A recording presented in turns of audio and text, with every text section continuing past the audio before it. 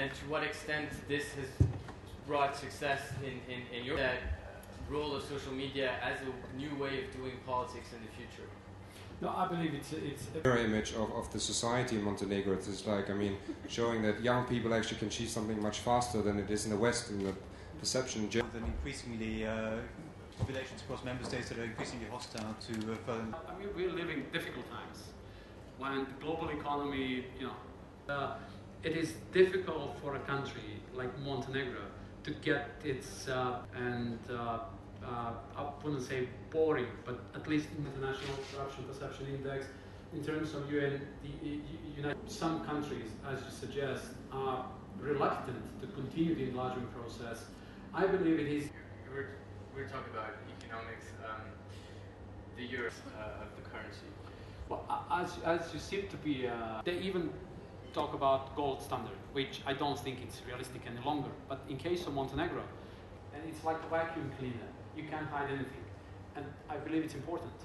And though it may use Deutschmark, because at that time we were afraid of the new wave of hyperinflation, institutions reshape, and so on and so on.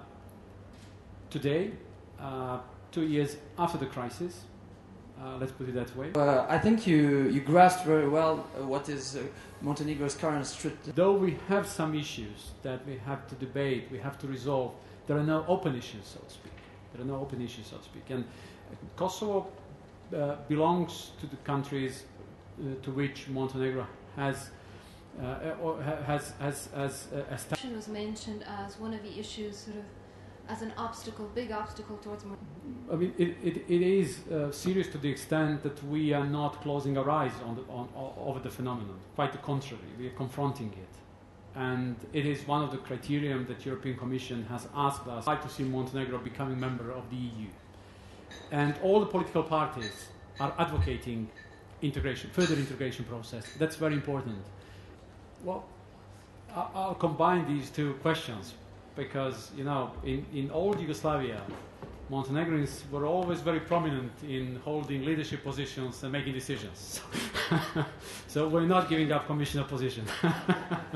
No, I'm joking. I believe that, again, it is not so important whether we are a small or big country. I believe that we could contribute to both. Thank you very much for being with us. Thank you.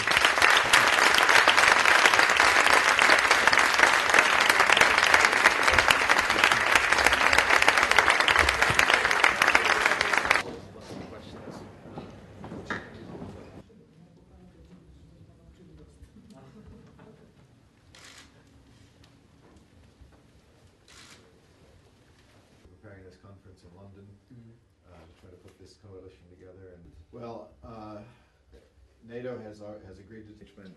There's an act tomorrow, the UN Security Council Resolution 1973, protecting civilians. I know you're yourselves involved in the NATO process at a different stage.